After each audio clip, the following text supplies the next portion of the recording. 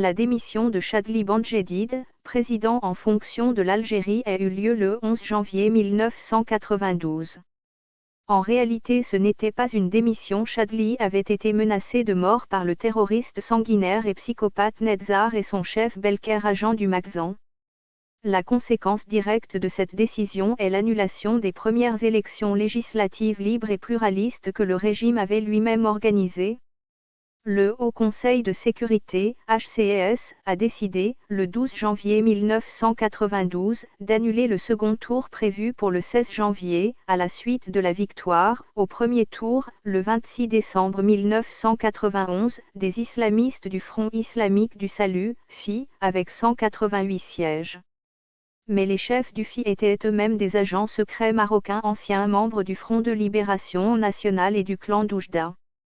Belker a alors donné des avantages au Maroc comme du pétrole et du gaz et de l'électricité, tout cela gratuitement. En échange, il avait pu obtenir des terrains et des usines au Maroc. Belker avait construit secrètement 3 pipelines pour fournir le Maroc en pétrole algérien, pétrole volé, et construit des gazoducs secrets.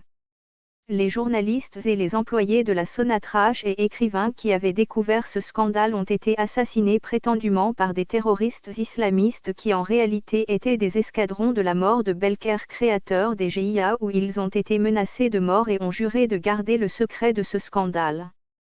De nombreux employés de la Sonatrach ont été licenciés puis remplacés par des agents des services secrets marocains pour cacher ce vol au profit du roi du Maroc et de Belker et des 6 généraux janviristes.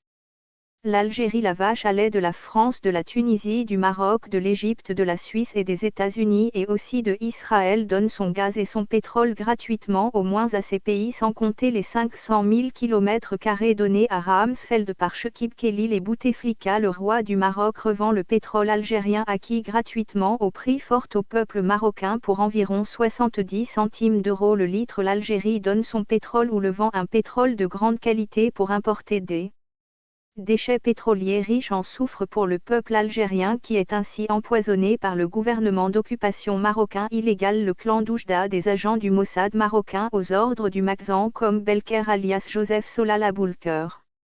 Pendant 20 ans, il a tué et massacré le peuple algérien et volé et pillé avec la complicité de Hassan II. À première vue, l'information a de quoi surprendre. Mais elle émane du très sérieux observatoire italien, la lettre confidentielle de l'Adriatique et de la Baltique. Autant dire une source sûre, car ce genre de publication économique dont l'abonnement ou le prix à l'article est conséquent est avant tout destiné aux experts et aux investisseurs. Les informations qui y sont publiées relèvent en effet de l'intelligence économique et, à ce titre, sont passées au crible de la vérification avant d'être diffusées. De quoi s'agit-il donc? D'après un article publié le 31 juillet dernier par l'Observatoire italien, l'Algérie commencerait à livrer du gaz à Israël à compter du 1er août. Bien sûr, pas directement, mais via l'Égypte, dont les gazoducs d'Al-Arish, dans le Nord Sinaï, alimentent Israël. Le contrat prévoit l'importation par l'Égypte d'environ 500 millions de mètres cubes de gaz algérien par jour, grâce à un financement des Émirats arabes unis. D'ailleurs, après la visite éclair du maréchal al-Sisi, lui aussi d'origine marocaine, à Alger, le 25 juin, des fuites concernant ce contrat gazier à des prix préférentiels, la moitié du prix du marché, avaient commencé à circuler. Auparavant, début mai, une source haut placée au ministère égyptien de l'énergie avait indiqué que l'Algérie avait accepté d'envoyer en urgence 6 livraisons de gaz naturel liquéfié, GNL, à l'Égypte, et qu'un accord entre l'Egyptian Natural Gas Holding Company sera signé avec le groupe public algérien Sonatrach. L'Égypte, dont les relations avec le Qatar sont au plus bas, doit importer 400 millions de mètres cubes de gaz naturel par jour pour faire fonctionner ses centrales électriques durant la délicate période estivale. Le surplus de gaz algérien serait donc livré à Israël, selon différentes sources rapportées par le journal égyptien Al-Osbou et le quotidien algérien Al-Shourouk. Mais pour comprendre la nature réelle de ce contrat, il est nécessaire de se plonger dans les réseaux de corruption qui ont la main mise sur les contrats gaziers entre l'Égypte et Israël. La convention de livraison de gaz à Israël par l'Égypte remonte à 2005 et avait été suspendue par le président Mohamed Morsi, peu après son élection, dans le cadre d'un programme de lutte contre la corruption. Ce contrat, unique en son genre, portait sur la livraison de 1,7 milliard de mètres cubes de gaz naturel pendant 20 ans. Et à un prix défiant toute concurrence, à savoir entre 70 cents et 1,5 $ par million de BTU, l'unité anglaise de mesure de la quantité de l'élévation de la température de 1 degré Fahrenheit à pression atmosphérique constante, et pour un prix de revient pour la compagnie israélienne de 2,5 $ exempté d'impôts de la part de l'Égypte.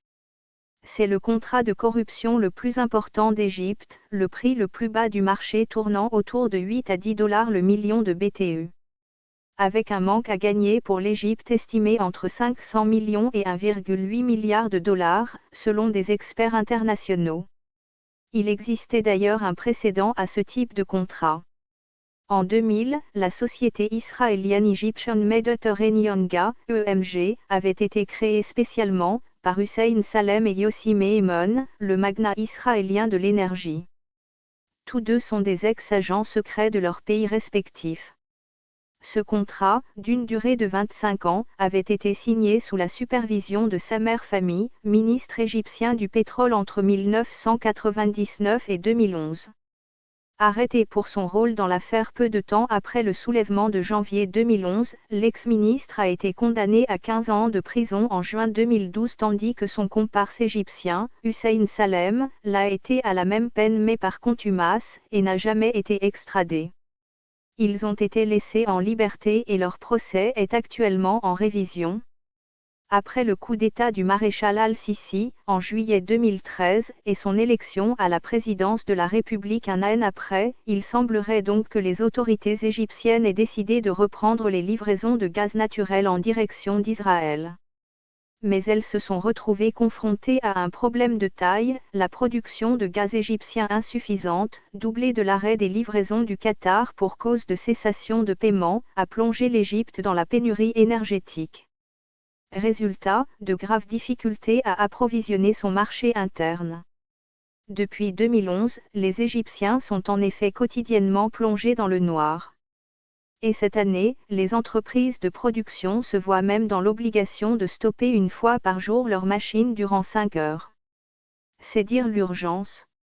Autre difficulté de taille, des plaintes ont été déposées contre l'Égypte devant la Banque mondiale et des tribunaux internationaux pour rupture de contrat.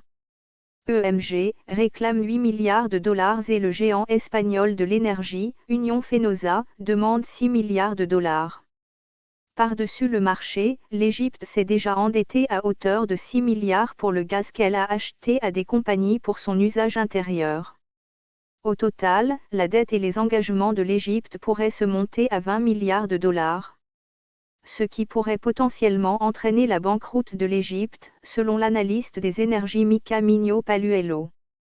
Avec le Irak algérien, le général Gaïd Salah a fait incarcérer Saïd Bouteflika, responsable des livraisons de gaz à Israël, mais Gaïd Salah est mort le jour où il a reçu une médaille de la main du nouveau président Tebboune. Éric Zemmour avait alors menacé la diaspora algérienne installée en France de génocide par l'armée israélienne.